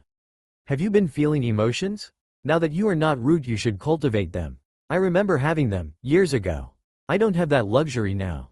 I felt pleased that Kurenai Yuihi thought my genjutsu was good, and felt wrong after I threatened to silence Hinata before fellow shinobi. I think these were happiness and regret, but I don't know. I don't think they would be good to have on missions. Danzo nodded and knelt down next to the shorter Naruto, placing a hand on his shoulder. It is all right, Naruto. What you feel currently is that you miss me and my training. It is natural, even if 2 months ago I would have scolded you for it. I miss your services, but I cannot train you now. I have taught you all I know about stealth and all things, and you have surpassed me in that. What you need is a sensei who can teach you more of the subtle arts of death. A poison specialist maybe, or someone who can teach you a bit more taijutsu. In your new role, it may not be long until you find shinobi who will be able to detect you even if your stealth is perfect. I wish you good luck. Naruto nodded, and wiped his cloak over his eye instinctively. He then looked at it wondering why he had done so. Sadness is the emotion I know most about, Naruto. I can give you a bit of advice. Do not dwell in it, but use it as motivation to make things better. I am sad I am not Hokage, or that I cause deaths. I use it to push myself onwards to greater things. Hi Danzo-sama. Now get going, and come back if you feel the pressing need, otherwise best we dwell in the shadows. Danzo watched as his charge went through the door and vanished into the black tunnels, before turning back to his works. I hope you know what you're doing, Hiruzen, as you will either make or break that boy. He was waiting again. He'd watched teams coming and going from the room with all the awareness a rabbit did just before a hawk turned it from a fluffy herbivore into a meal. He mentally ticked off the number of kills he could have made in the time between the first team coming in and the latest one. Ignoring consequences like the Hokage being in the room, adding on inaccuracies he could incur if he were to lose concentration or fall asleep, and assuming nobody noticed the rapidly rising body count in the room, he estimated maybe 50 or so. Maybe more if he was lucky. Still, he was glad he had mastered a state of half-alertness that allowed him to get some rest whilst he waited. It wasn't sleep, it wasn't being fully awake. It was a sort of magic in-between zone that could tide him over until he needed to properly sleep. It was still enough for him to quickly get away if he needed to. If he was found in the first place, all he needed to do was hold his various hiding genjutsu up. The air around him was laced with a lot of his chakra. In any case, he was now carefully watching a conversation he hadn't expected to see. The Hokage was talking, respectfully and normal, to a pug dog that was sitting on his desk. Wearing a vest, speaking plain English, with a headband, he knew summoning animals existed, and knew that these must be the nin dogs of Hitaki Kakashi. He had decided to further research the first person who had genuinely found him when he was hiding. He found himself impressed by the man's work. He was still fascinated, at least the bits of him that weren't working out how easily the dogs could find him or if he could kill them were. There was only a 3.7% chance, and he decided to ignore the possibility. He could read the Hokage's lips easily, but the dog's voice was muffled and with its back turned, he could only see half the conversation. He wondered if there was a jutsu he could use to hear at a distance. That would be useful. The demon brothers? No doubt he took care of that. There was gruff, bark-like voice of the dog. Continuing with the mission after the genin requested to. Brave, but stupid. I'll chat to him about that later. More talking. It sounded urgent. I would send backup, but there isn't a team to send right now. I mean, I could, but will it be necessary? The dog's head tilted. What do I mean I could? Well, let me look above and see if anything reveals itself to me. He looked up into the air and blew a smoke ring upwards in a lazy, satisfied manner. To the dog on the table, it was a gesture that was confusing, smug and utterly unexpected. Naruto read the way it was said, the body language and the words. He had a choice to go as backup on a mission that would be potentially dangerous. He was being asked if he wanted it. He dropped from where he was lying on a rafter neatly down behind the dog, which turned and looked him over. He's a little short Hokage-sama, is he a genin? No Pakun, he's a special case. He's your team's backup, tell Kakashi Naruto will be shadowing the mission as backup. Shadowing mind, he'll act as he sees fit. Pakun gave him a closer examination. He looked intently at his outfit and gear, he took in the headband, he sniffed him and recoiled with a disgusted, gruff whimper. When was the last time you washed? Naruto considered. A week ago? I don't really keep track of these things. You smell like the forest. Considering how much time I've spent shadowing teams in forests, it helps avoid detection. What on earth are you? An assassin. The dog looked at Hiruzen with an incredulous expression on its pug features. Seriously? He nodded. No. Seriously? He's the real deal? Pretty much. The dog looked at Naruto one final time. Right, you better get going towards Wave Country. I'll just summon to report back to Kakashi, and I might see you out there. Naruto was up and onto the rooftops in seconds. Pakun turned back to face the Hokage. I really hope you're right about this kid. He scares me. Too quiet. He's not normal. He isn't. The dog shook its head and vanished in a puff of smoke. As he bounced from tree to tree, Naruto realized that he was feeling more alive than he had for a while. He had no idea what the feeling was, but he was feeling it and it was pleasant. More than pleasant. The wind going through his hair, pushing his hood back, his mind focused on moving tree to tree and readiness to unleash his bow on his targets. Byakugan active, he sped forwards. Then suddenly something was blocking his vision. The mist had chakra in it. That was interesting. He slowed to prepare a strategy. Going into the mist would be suicide. If someone was generating a chakra mist whilst attacking the team, it was likely they were going to be quite powerful. And more than likely they would know if he did go into the mist. He moved round the edge of the mist, crossbow held loaded in his hands. His Byakugan vision swam in front of him as he watched both real and grayscale worlds at the same time. He traced the edge, looking for anything. He found something. Another figure, masked, sitting on a tree branch, waiting tensely just inside the mist, head twitching as it followed the movement of the fighting below. He aimed the bow, looking to pierce the neck just under the mask. A gust of wind made the mist gently wisp around his leg, only the slightest of touches. But it was a touch nonetheless. The figure looked round, seemingly able to sense what was happening in the mist and was just able to avoid the bolt as it sizzled past. By then Naruto was gone, hiding in the shadows his genjutsu cast. But his assailant had some control over the mist and was flooding the area he was in. Naruto made a shadow clone and backed off before the mist could reach his position. He moved back and around, keeping to cover, his cloak blending with the world around him perfectly. He heard the twang as his clone fired its bow, and then saw the smoke and gained the memories of the clone. Senbon, well aimed too. They're very quick. He silently cursed the fact the encroaching mist that was expanding to cover the ninja's back. Given their reaction time for the first shot, they'd be watching themselves even more carefully. Oh well, he had alternatives. He snuck closer, keeping away from the mist just in case it pushed forwards a bit further until he had sight of the ninja. From somewhere in the mist there was a sound like a tidal wave smashing into the ground, and the ninja prepared to move. Naruto made another clone and got it into position, the plan the same as the originals. He began to form hand signs, the jutsu being prepared as fast as he could. He hadn't had much time to practice it since he'd seen it for the first time, but Kurenai had performed it in full view of him and his memory was good. Just as he hit the final hand sign as the clone fired at the figure. As expected, they whipped round to find the source of the attack, senbon needles held in one hand. He unleashed the genjutsu, hopeful that it would work even without that much practice, and formed ad hoc. The figure froze and cried out in pain. The clone rushed forwards, dropping the bow and drawing the tanto blade of its back to go in for the kill, whilst the original focused on maintaining the genjutsu. Naruto grimaced as he continued to try and flood his target's mind with terrible ways to die. It was difficult to explain exactly how a genjutsu like this worked, or even how the chakra transfer involved worked properly, but it was like trying to control a puppet from a long distance. His target was fighting the genjutsu. The clone thrust forward straight for the target's heart as it clapped its hands together. Kai. Naruto felt the genjutsu break and panted from the excursion. The strike from the tanto slammed into the ninja's clapped hands, going between both but not into the chest. The ninja kicked out fast and knocked the clone away before disappearing deeper into the mist. A crossbow bolt from the original sailed through where they had been and thudded into a tree. A few moments later, and the mist began to recede. At least the chakra within it did.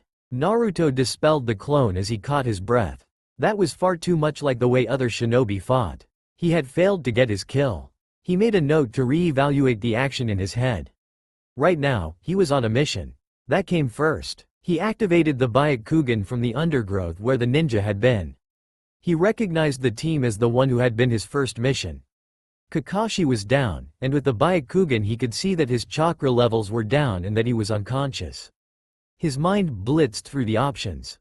Kakashi was alive, but heavily exerted. His foe had disappeared when the crash of water had happened, so presumably Kakashi had won his fight. Any foe capable of exhausting him was probably powerful, but alone. That made it unlikely any more attacks were coming. They were close enough to Wave Country to ensure that. All of that boiled down to a few simple objectives for Naruto. 1. Stay hidden and shadow the team. 2. Kill any further threats without any kind of delay, taking charge of the mission if need be. 3. Report to Kakashi with information when convenient. He took to the trees and followed the team as they made their way to the Wave Village. The next day, Kakashi walked slowly away on his crutches as he left his team to the tree climbing exercise. Zabuza had been a somewhat expected twist in this. Obviously whoever wanted Tazuna dead was willing to pay big money to achieve his goal. That narrowed down the options considerably, and only a few really came to mind. Turns out he'd gone and got himself a man who specialized in killing and water jutsu. The shipping merchant Gato, a man so rich that even the full military might of Konoha was cautious in dealing with him. Economics was a battlefield that most Kage didn't like to tread, the civilians and daimyos being the warriors of such conflicts. Gato was corrupt as hell, a fact so universally known that he had stopped bothering to hide it. But he was clever and cunning. That made things difficult for Kakashi. Still, too late to back out of this mission. He stumped slowly up the stairs of Tazuna's house back to his room. He couldn't show it in front of his students, but his exhaustion was so extreme he'd probably need another day's bed rest before he could be up and about again properly, and a week until he could fight at full power. Still, there was a crumb of comfort that he wasn't the only one who wouldn't be up and about soon. Zabuza would be a few days in healing as well. He slithered onto the sleeping mat and closed his visible eye. He felt the whisper of the breeze through the window caress the skin and pulled his mask down to experience the sensation on his face. It took a moment, but he realized that window hadn't been open when he had left the room earlier that morning. And he had been the last one out. He reopened the eye to see the cloaked figure standing over his bedroll. So that's what you look like under your mask. What did that? An Anbu mission clusterfuck. My first mission. Someone blew our cover and there were suddenly jutsu everywhere. I ended up facing several Kumo nin who knew some wind jutsu. They left an impression on me before I could take care of them. He pulled the mask down once more to show his lower face. It wasn't all that bad in Naruto's book. A long scar ran from one side of his face to the other under his mouth. It was fairly clean, but still a thin line of red, ruined skin that ran across his face. Odd, but nothing truly disgusting. The kind of scar that ladies might find dashing and heroic would have been a good way of describing it, but Naruto was ignorant of such a thought. Wind jutsu aren't nice to be on the end of. This one was half an inch from killing me. I was the only one that made it out. The cloaked figure stood still. How did it really happen? Do I have to explain it again? Anbu, wind jutsu, cut me open badly. You're lying. The wound is too jagged to be caused by a wind jutsu. The scar is too established to be less than 10 years old is my guess. Your Anbu time started more than then years ago. Kumo nin tend to prefer lightning or earth jutsu to wind jutsu. Plus you shut your eye to try and hide it. You'd make a good interrogator. Naruto, why are you an assassin? I try not to talk too much. Fine. In the academy I challenged an older student to a spar when the teachers weren't looking. I was the best of my year, and got 2. He brought out a kunai and I didn't dodge it well enough. Idiot. I was. It could have been worse I guess. He pulled the mask back up over his chin. Quite. I am here as backup from the Hokage. Good. Tell me what you know about the mission. From what I've seen, you're escorting a bridge builder and protecting him from someone who wants him dead. 2 high-level ninja involved in trying to kill him. The one I fought uses senbon very efficiently. Pretty much. The other ninja is Momochi Zabuza. Kiri missing nin uses the Kabikira Bocho. High-ranked too. I expect him to attack again in about a week. What's your plan, given that you are in effect a team leader of your own cell? I will shadow your team and assist in combat where necessary. Unless there's anyone you need assassinated. Kakashi stroked his chin, fingers tracing the scar unconsciously.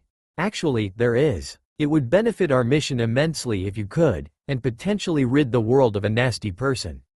Name the target. Gato, shipping merchant and notorious crime lord. Probably nearby, likes to see his associates do their dirty work personally. I will endeavor to kill him. It was the emotionless tone of voice that sent a chill down Kakashi's back. Make your original mission your main priority. In truth, I'm not sure killing Gato would be a good idea. It's not how Konoha wants to be seen to operate. As I said, we have a week. A normal assassination mission takes several months of information gathering and intelligence operations, and that's with a team. Naruto nodded. Can I go now? Kakashi nodded and felt Naruto leave through the window. He lay back on the mat and tried once again to sleep. It was partially reassuring that he had an extra pair of hands around, but it was the fact that that pair of hands was Naruto that tinged that with a layer of caution. He had nearly drifted off when Naruto reappeared at the window. Oh, and eventually I'll find out the real reason behind that scar. Kakashi smiled. He was good. Naruto lay in the undergrowth next to the house. He looked out across the ocean that separated the tiny island nation from land. The great gray bridge stretched off towards the far shore. The sun, setting gently, had turned the sky into a mix of pinks, reds, oranges and yellows, melting into the horizon and dancing on the surface of the water. A few light clouds had their edges turned to silver and gold by the light, and their bodies pinkened by it. The slightest sliver of the moon was brightening as it rose. Only the lightest of ripples moved across the surface of the cool blue waters from a gentle breeze. Otherwise the gulf between lands was calm and still, reflecting the sunset so that it stretched over most of Naruto's vision. Not that he saw, of course. He merely saw an area where there were no hostile or allied presence. He was watching the house. Having spent the majority of the day hidden away in a half-daze until he could search for Gato's base of operations in the night, he had instead decided to watch what counted as their base of operations. He was about to move out when his hearing picked up on angry shouts coming from the house. He readied his bow just in case when the door burst open and one of the genin team ran out, frustrated anger written all over his face. He passed within a foot of Naruto's position, muttering under his breath as he went, angrily slashing at foliage within reach with a kunai. Now faced with a choice, Naruto's mind quickly decided what to do. Scoping out Gato's base was a secondary objective, and protecting the team he was with a primary one. He followed the genin out into the forest. He wasn't the best tracker in the world, more accustomed to hunting through forests of people in glades of buildings, but the genin made it easy. Slashes adorned branches as he went, cut leaves slashed. Naruto checked one or two of the notches as he went, noting the kunai was relatively blunt from its treatment. He continued to follow the genin until he stopped running in a clearing. His path trampled through the meadow in the clearing, flowers ripped up by his angry footsteps. The darkness gave Naruto time to hide better, and he kept watch as he watched the furious exercises the boy was doing. Mousy brown hair shook as he moved through kunai routines, repeating each one several times whenever he made a mistake. He found a tree and began kicking and punching at it viciously. Naruto was impassive. Training like this was unorthodox certainly, but could only prove useful. He wondered what could have driven the other boy to take such measures.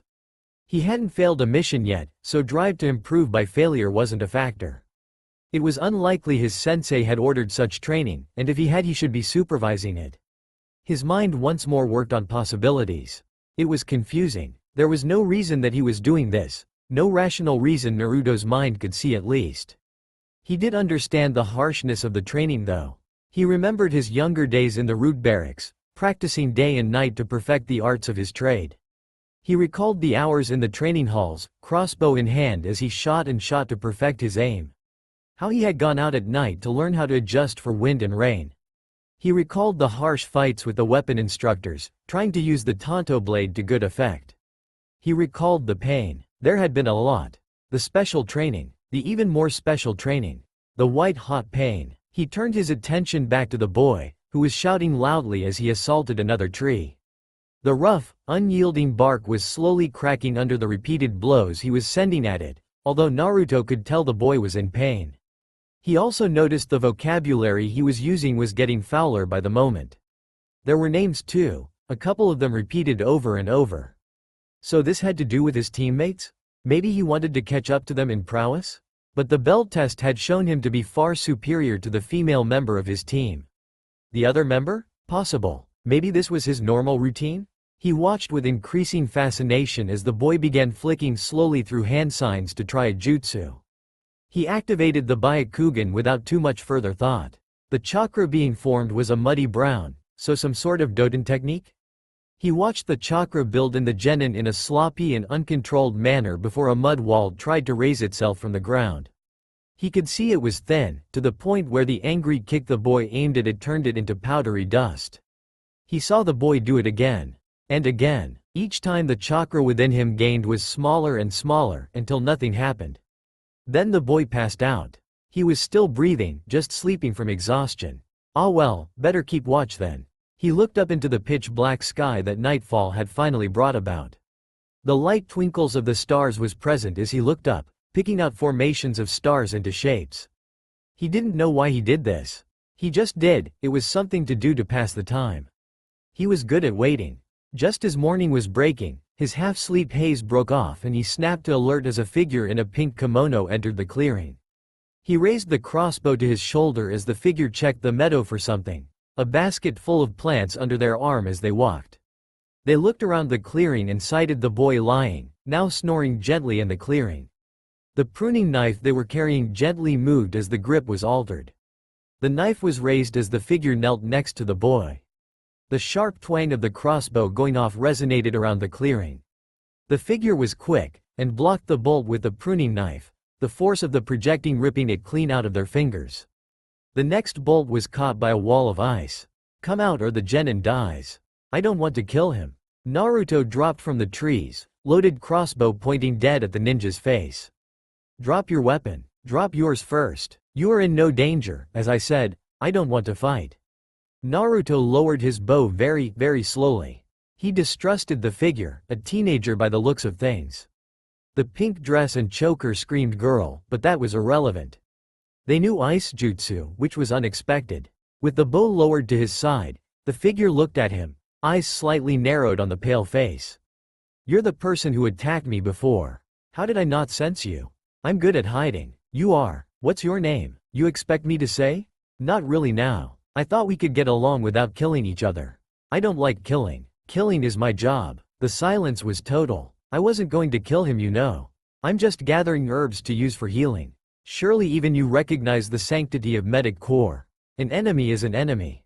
The look on the figure's face became harder and colder. "I suggest you leave. He is waking up and I will kill him if you aren't gone back to the town before he fully wakes."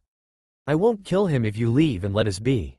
Naruto considered the option. He could kill the figure, a relatively powerful ninja compared to the genin they held hostage, but at the cost of the genin's life. He thought back to the situation with Hinata back in the debriefing. The Hokage's face of anger when he had threatened to harm another shinobi of Konoha had been so intense, so real. And now he was effectively pointing his bow at another boy. He had no choice. "Fine. If you do kill him, I will end your life." "Fine. Now go." He backed off and moved into the bushes at speed. About 10 steps in he doubled back and took up position at a different edge, bow out and aimed. He relaxed slightly when he saw that they were talking without any weapons drawn.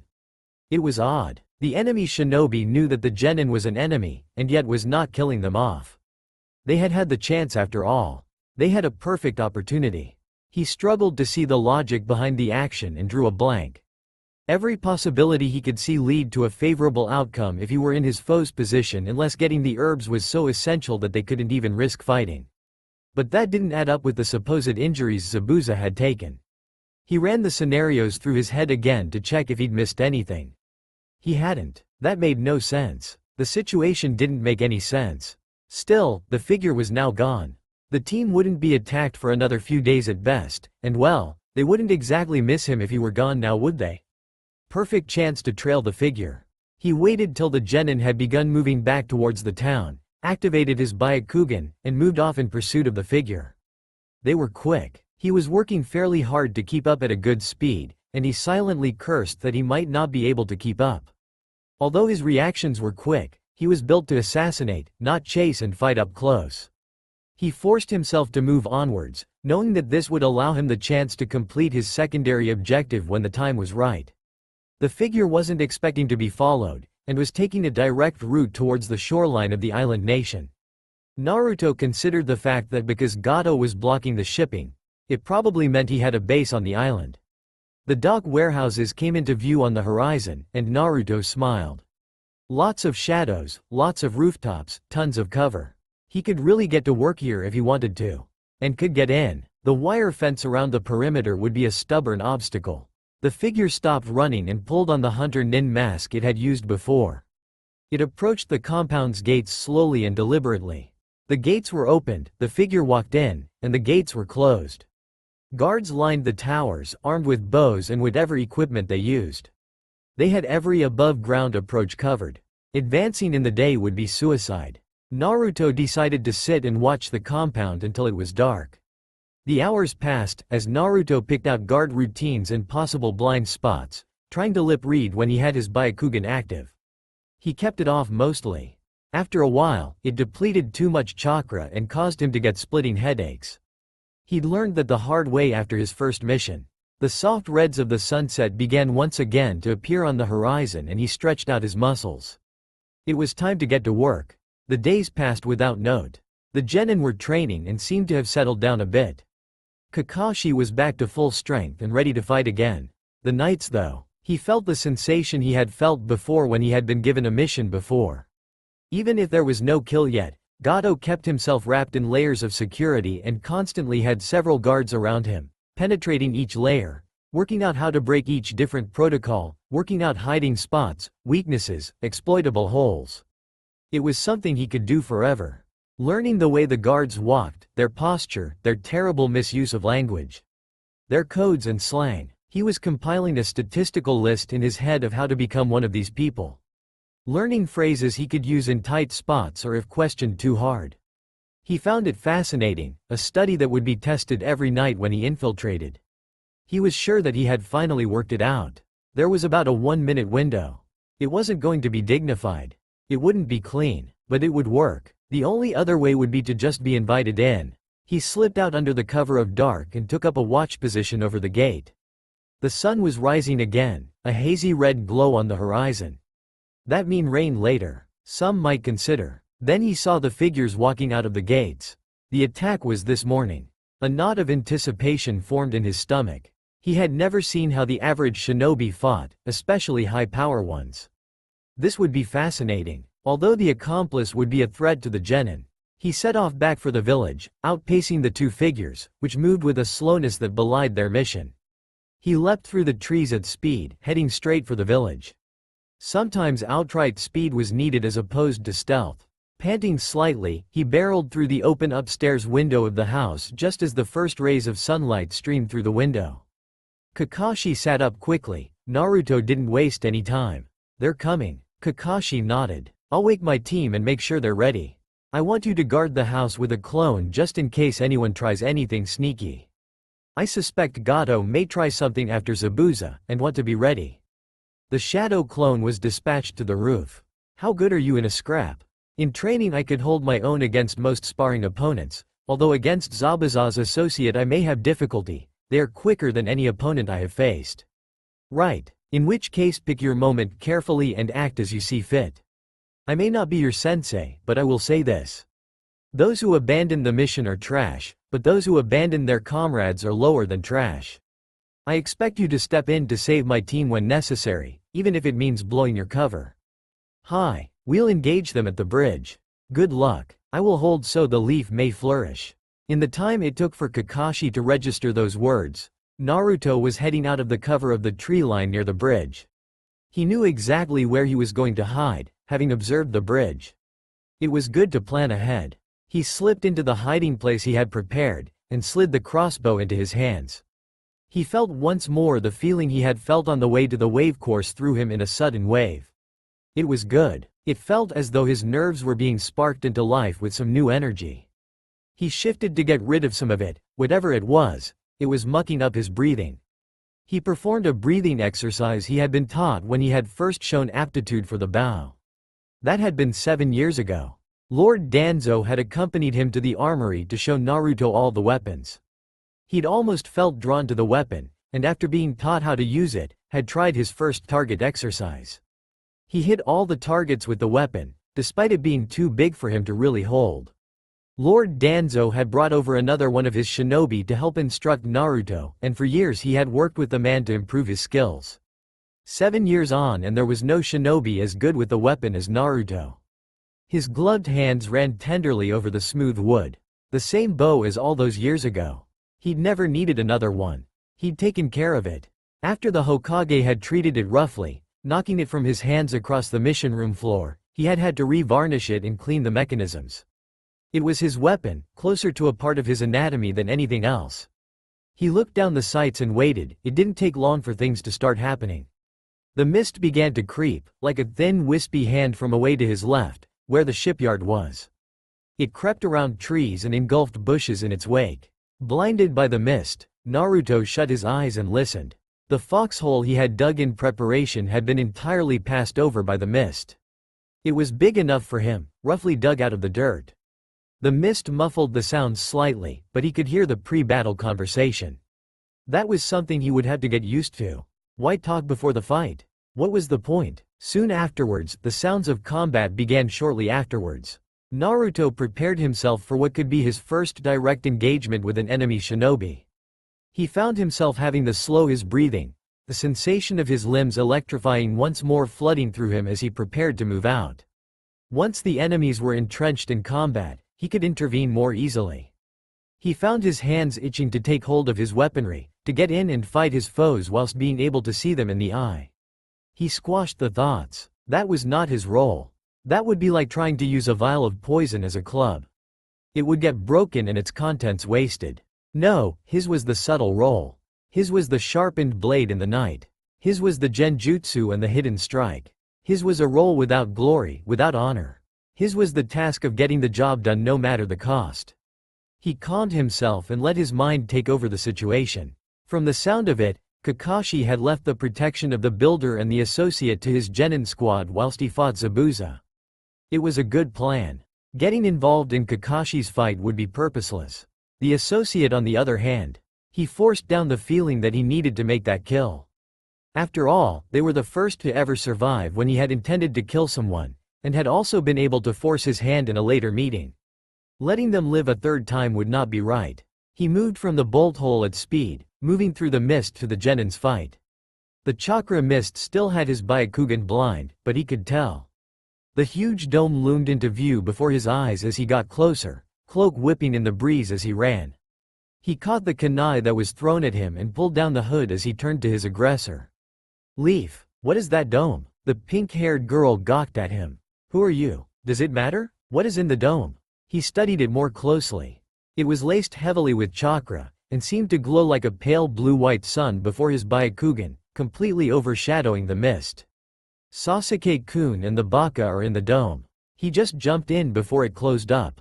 The person in there is trying to kill them. Keep guarding the client. Despite the danger, Tazuna still was annoyed. I have a name, brat. How old are you? Who are you even? I don't care at the moment in time. None of your business. I am a ghost. The last few words came out of nowhere.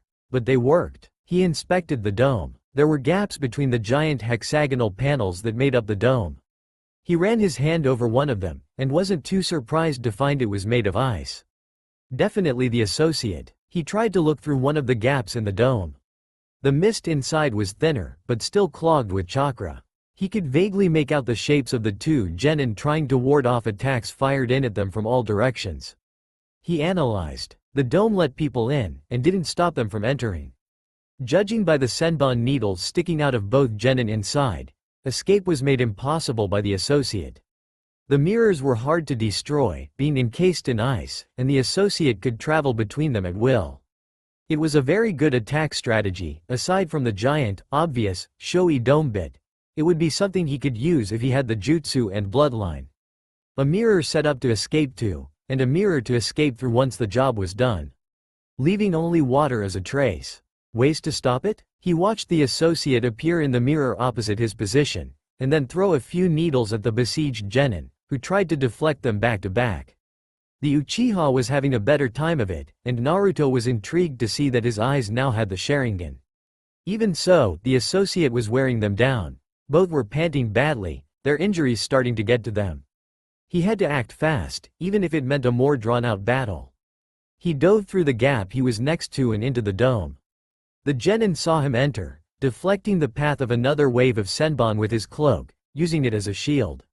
The dark gray cloth was ripped by the needles, but it did enough to stop the light projectiles from doing damage. The brown-haired one just stared at him, and only just got to his senses in time to mostly avoid a wave of senbon. Who are? Shut up and focus. I can sense where he is coming from before he reaches the mirror.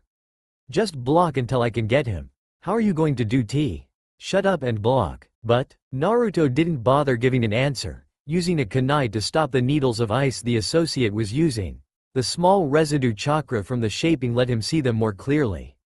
He had a plan. He actually had several plans, each ready for the next step this foe took.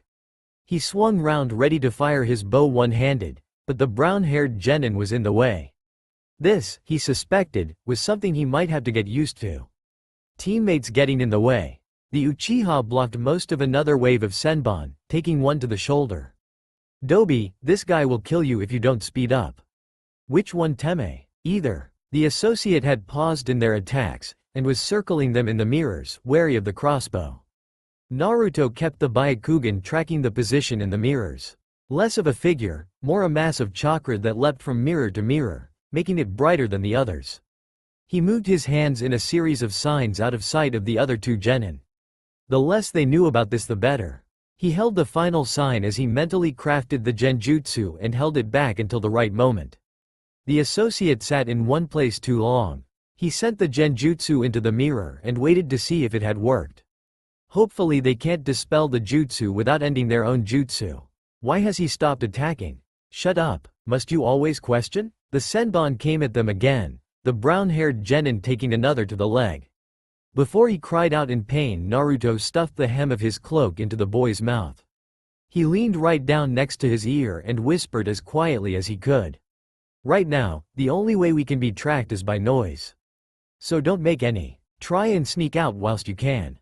The brown-haired genin got the message and moved as quietly as they could towards the edge of the dome. Naruto watched through the thin inner mist to see the figure's response.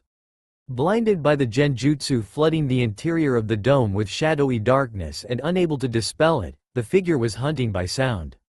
Given their mentor, it was something they were likely to be proficient at. The brown-haired figure was a few inches from a gap when they stepped on a twig. The nearest dome flared with chakra, and Naruto fired a bolt straight for it. The associate threw the senbon point blank into the genin, peppering him with needles. But they couldn't sense the bolt until they felt it impact. By which point, it was far too late. The steel bolt slammed into and cracked the mask, before puncturing the associate's face between the eyes. Blood ran from the wound as they fell to the ground, the ice mirrors melting swiftly as the jutsu ended.